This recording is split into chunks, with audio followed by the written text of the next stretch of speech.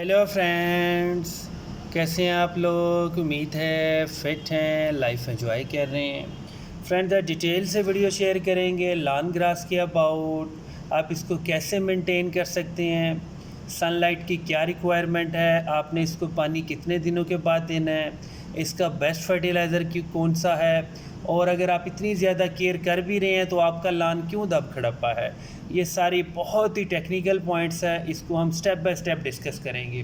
Basically lawn का grass जो भी हो, चाहे वो कोरियन हो, फाइन ढाका हो, या आपका चाइना ग्रास हो, जिसको आप सियालकोटी ग्रास भी कहते हैं, वो कोई सा भी वैरायटी हो, उसको धूप बहुत ज़्यादा चाहिए होती है। जितनी ज़्यादा धूप लगेगी आपका लॉन ज़्यादा से ज़्यादा ग्रो करेगा, ब्लूम करेगा, थिक होगा, सॉफ्ट होगा, कारपेट बेस बना देगा। अगर आप क्लोज व्यू देखें तो हमारे लॉन का कुछ लेवल अनबैलेंस था, अभी काफ़ी हद तक बेहतर है, लेकिन पहले तो बहुत ज़्यादा अनइवन हो गया था। मतलब जब भी हम पानी फ्लड करते थे एक जगह पानी खड़ा हो जाता था। उसके बाद हमने इसमें कम से कम एक मट्टी ट्राली की फ़िल की है, उसको फिर लेवल किया है, और मट्टी जब हमने फ़िल की थी ग्रास के ऊपर ही डाल दी थी। ग्रास कुछ ऐसे प्लांट्स होते हैं कि ये नीचे से दोबारा निकल आते हैं, और उसके बाद जो हमारे साइडों पे बड़े बड़े प्लांट्स थे उनको हमने ऊपर से कट किया है, मतलब उनकी हार्ड प्रूनिंग करती है, क्योंकि बहुत ज़्यादा धूप नहीं लगती थी। उसकी वजह से जहाँ पे भी धूप लगती थी वहाँ पे हमारा जो ग्रास था वो बहुत ज़्यादा डल हो गया था, और वहाँ अगर पानी बहुत देर तक भी लगा रहे तो वहाँ फंगस का इशू आ जाता था। अब आप देख सकते हैं काफ़ी ज़्यादा ब्राइट हो गया लॉन, यहाँ पे अच्छे से धूप लगती है और ये बिल्कुल ज़बरदस्त ग्रो हो रहा है। अगर क्लोज व्यू देखें तो ये आहिस्ता आहिस्ता ग्रो करता हुआ आगे की तरफ जा रहा है। अब ये थोड़े से दिनों में मैक्सिमम 50 डेज़ में पूरे के पूरे लॉन को बिल्कुल ब्लश ग्रीन कर देगा, सॉफ्ट कर देगा, और बहुत ज़्यादा थिक हो जाएगा। और ये वाली जो वैरायटी है ये चाइना ग्रास है, इसको आप फाइन ढाका भी कह सकते हैं, इसको सियालकोटी ग्रास भी कह सकते हैं। और ये बहुत ही ज़्यादा थिक होता है, इसमें बहुत ज़्यादा सॉफ्टनेस होती है। अगर छोटे बच्चे या आप भी अगर नंगे पाँव इसके ऊपर खेलें कूदें तो ये आपको बिल्कुल भी चुभन का एहसास नहीं देगा, बहुत ज़बरदस्त है, और ये अच्छी वैरायटी का ग्रास होता है। और ग्रास को मेंटेन करने के लिए सबसे इम्पोर्टेंट चीज़ है इसकी वाटरिंग करना। इसको 7 दिनों में एक बार पानी ज़्यादा देना होता है। मतलब इसको ऊपर से जिसे कहते हैं त्रोका लगाना, उसका कोई फ़ायदा नहीं होता, शावर करने का कोई फ़ायदा नहीं होता।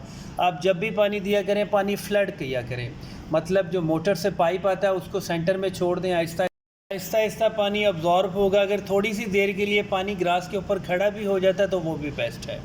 इसके लिए बेस्ट फर्टिलाइज़र होता है यूरिया खाद, डीएपी, फास्फेट, नाइट्रोजन, या एनपीके का फर्टिलाइज़र भी यूज़ कर सकते हैं।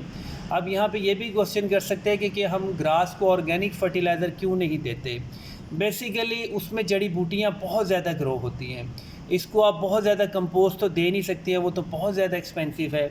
इसका ऑर्गेनिक सबसे अच्छा फर्टिलाइज़र फिर गली सड़ी गोबर की खाद होती है।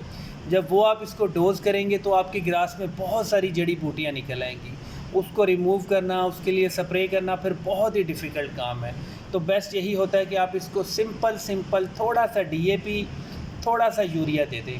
अगर आपका लॉन का 1 मरले का एरिया है तो आप उसको 2 किलो खाद दे सकती हैं। अच्छे से शावर करें, उसके बाद पानी को फ्लड करें, सारा का सारा फर्टिलाइज़र अब्जॉर्ब होगा, अच्छे से आपका ग्रास बूस्ट करेगा। और स्पेशली दिसंबर का पूरा मंथ और फरवरी भी मैक्सिमम पूरा, आपके ग्रास की जो ग्रोथ है वो थोड़ी सी स्लो हो जाती है। आपको फ़ील होता है कि जैसे थोड़ा थोड़ा सा जल रहा है या ड्राई हो रहा है, लेकिन ये कभी भी ख़राब नहीं होता, डेड नहीं होता है। इसलिए आप इसको प्रॉपर पानी डोज़ किया करें। फर्टिलाइज़र भी दे सकते हैं, अगर फर्टिलाइज़र जनवरी के बाद दे दें फिर भी कोई इशू नहीं है, लेकिन आपका ग्रास हमेशा लश ग्रीन इसी तरह चलता रहेगा। और अगर आपका ग्रास बड़े साइज़ का है, उसकी प्रूनिंग, उसकी कटिंग होने वाली है, तो वो वाली ग्रास कटर मशीन यूज़ किया करें जिसके ब्लेड काफ़ी ज़्यादा शार्प होने चाहिए। अगर ब्लेड्स खुंडे हों तो जब उसको आप ग्रास कटिंग करते हैं तो आपका ग्रास कटता कम है लेकिन दब खड़ब्बा ज़्यादा हो जाता है, इसलिए ये केयर किया करें। अगर बाई चांस आपके लॉन के अंदर आपकी लॉन की मिट्टी जो है उसमें कलर है, वाइट सा नज़र आता है, मतलब अगर आप 5-6 दिन पानी ना दें तो ग्रास के ऊपर या मिट्टी के ऊपर आपको वाइट नज़र, उसको कहते हैं साल्टीनेस कलर भी कहते हैं। और उसको रिमूव करना बहुत ही सिंपल प्रोसेस है। आप किसी भी फर्टिलाइज़र शॉप से जिप्सम ले सकते हैं, जिप्सम का पाउडर। यहाँ पे आपने कभी भी प्लास्टर ऑफ पेरिस नहीं लेना, क्योंकि जिप्सम का पाउडर और प्लास्टर ऑफ पेरिस देखने में मिलता जुलता है, लेकिन आपने जिप्सम का पाउडर लेना है। उसको आप अपने पूरे लॉन में स्प्रिंकल कर सकते हैं, वो अपने गमलों में भी यूज़ करते हैं, वो बिल्कुल बेस्ट होता है। और उसको शावर करके स्प्रिंकल करके गमलों की मिट्टी में मिक्स करके या लॉन की ग्रास के ऊपर स्प्रिंकल करके ऊपर से पानी फ्लड कर दें। वो सारा कलर, सारा साल्टीनेस आपके मिट्टी के अंदर से रिमूव कर देगा और सॉइल फर्टाइल भी होगी।